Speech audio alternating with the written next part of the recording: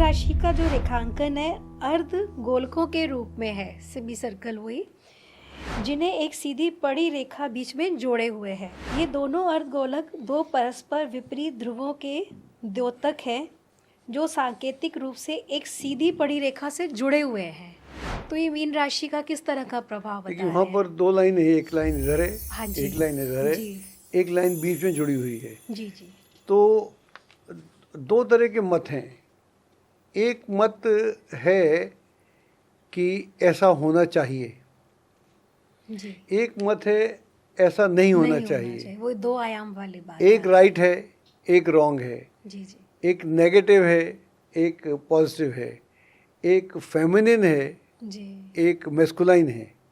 लेकिन दोनों कनेक्ट हैं, वो दोनों कनेक्ट हैं और दोनों अपोजिट हैं, जी हाँ, वो दोनों जुड़े हुए हैं। जुड़ी हुई भी तो यहाँ पर कहने का मतलब ये है कि हम सबसे जुड़े हुए तो हैं।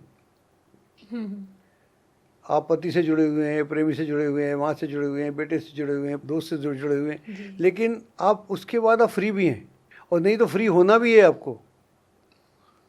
अगर फ्री में जुड़े हुए हैं तो आप इधर जा रहे हैं, वो दूसरा उधर जा रहा है, हम लगता है हम जुड़े हुए हैं। तो कहीं ना कहीं कुछ कनेक्शन हाँ, तो है हम बस। इस तरह से नहीं जुड़े हुए। हमारे जुड़ना एक्चुअली ये राशि इस तरह से बताती है, ऐसे जुड़े हुए हैं, यहाँ बीच में कनेक्शन है। तो हमारा काम तो कनेक्शन चलता है, तो आपके विचार आपके रहने वाले हैं और आपके पुत्र के या पति के विचार अपने रहने वाले हैं। कुछ पॉइंट पे ही मिलने वाले हैं।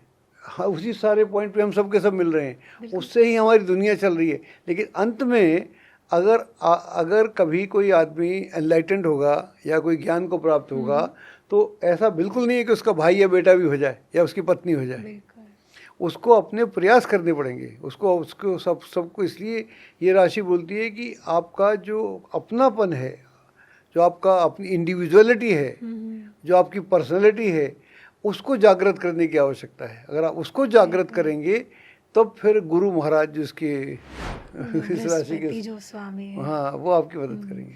सर इसीलिए आपने यहाँ लिखा है कि राशि चक्र के अंतिम राशि होने के कारण मीन राशि हमें यह भी सिखाती है कि कुछ भी स्थिर और शाश्वत नहीं रहता। हमें एक ही प्रकार की स्थिति, एक ही प्रकार की संवेदना में सदा नहीं रहना चाहिए, और इस एक सी संवेदना में रहा भी नहीं जा सकता। इन संवेदनाओं में बदलाव तो निश्चित है। एग्जैक्टली तो ये राशि बेसिकली ये बताती है कि आप अगर किसी से जुड़े हुए हैं तो खुद से जुड़े हुए हैं, जी और खुद से जब बाहर बात करते हैं तो फिर आप अपने परमात्मा से, देवी से, देवता से जुड़े हुए हैं। जी हाँ। तो बहुत गहरे में तो ये बात है। तो ये राशि चक्र जो हमारा है, अगर मेष से हम शुरू करें, जिस कहानी के से आप लेके चले, तो वहाँ से केव से आदमी आ रहा है, पहाड़ से आदमी आ रहा है, जी पहाड़ से आदमी आने के बाद में फिर मेष की हम बात कर रहे हैं, फिर वो वृक्ष में आता है, जी, तो वृक्ष में ज़मीन में, बंजर ज़मीन को उसको उपजाऊ बनाता है। फिर वो मिथुन में जब आता है, तो मिथुन में आता है तो वहाँ आके उसमें जो ह्यूमन एलिमेंट आता है, और वहाँ उसमें एक इच्छा जागृत होती है कि मैं दूसरे के साथ मिलूं, अपोजिट के साथ मिलूं। तो अपोजिट के साथ मिलता है, जब अपोजिट के साथ मिलता है तो वहाँ से इमोशनल मामला शुरू हो जाता है, अच्छा बुरा शुरू हो जाता है। तो उसके बाद जब सिंह में आता है तो उसका अपना अहम जागृत होता है कि मैं बहुत कुछ हूँ, मैंने इस दुनिया में इतना कुछ किया और मेरे जैसा कोई नहीं है और कोई हो भी नहीं सकता, मैंने कमाल कर दिया। जब वहाँ ऐसा करता है तो अगला जो राशि है कन्या, वहाँ पर जो फीमेल एलिमेंट है, जो उसके भीतर फीमेल एलिमेंट है, जो बाहर फीमेल एलिमेंट है, जो पत्नी के रूप में, माँ के रूप में, बेटी के रूप में वो है, और भीतर भी उसके फीमेल है। आपके भीतर पुरुष है, मेरे भीतर भी स्त्री, याद रखिएगा। उतना ही, मात्रा अलग अलग है। तो कभी 60% भी हो सकता है 60% पुरुष हो, मैं 60% स्त्री हूँ। ये हर आदमी की स्थिति है। नहीं तो कुछ क्षणों में तो है ही, कुछ खास क्षणों में तो ऐसी ही स्थिति है।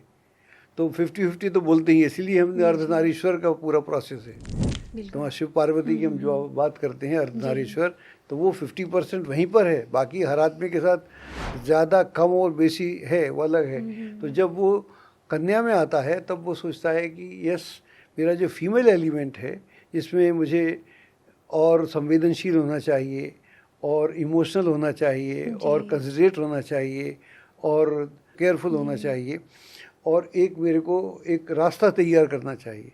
तो वहाँ ये स्थिति राशि क्रिएट करती है। उसके बाद जब आप तुला में आ जाते हैं तो कहता है कि ठीक है, अब मैंने बहुत कुछ पा लिया, अब मैं उड़ सकता हूँ, अब मैं जी हाँ। संपन्न हो सकता हूँ, उड़ सकता हूँ। और जब वो उड़ सकता है, संपन्न हो सकता है, तो फिर उसे कहीं लगता है उसका ईगो भी जागृत हो जाता है और कहीं वहाँ उसमें आध्यात्म जागृत हो जाए तो फिर उसकी समस्या ख़त्म हो जाती है। ऐसा ना हो तो फिर वो स्कॉर्पियो में आकर वहाँ पर वो और सुख में जाना चाहता है, तो वहाँ उसे सेक्स और हर तरह की चीज़ें, मिस्ट्री, सब तरह की मिस्ट्री को जानना चाहता है। जी तो वहाँ से निकलता है तो उसके बाद वो धनु में आता है। धनु में आता है तो फिर वो अपनी दिशा को कहीं दूर दिशा को लेके जाना चाहता है, अपने को जी किसी हाँ। और क्षेत्र में अपने को इस्टेब्लिश करना चाहता है। वहाँ जब वो देखता है कि इतनी आसानी से नहीं हो सकता तो उसे ज़मीन पे आना पड़ता है, मकर में। मकर में जब वो ज़मीन पे आता है तो अपने को ऑर्गेनाइज करता है, सिस्टमेटाइज करता है। जैसी ज़मीन पे आता है फिर उड़ने लग जाता है, फिर वो आकाश की तरह चल देता है। जब आकाश में चल जाता है तो इतने बड़े आकाश के बाद फिर उसे वहाँ पर समुद्र में ही जाना पड़ेगा। कहीं ना कहीं वह तो कुंभ राशि में इसलिए आके अध्यात्म से भी कनेक्ट होता है। आध्यात्म शुरू होता है। और अध्यात्म की गहराई में जो कुंडलिनी का पूरा प्रोसेस है, कुंडलिनी के प्रोसेस को जानने के लिए उसे अपने पाइसेस में आना पड़ेगा।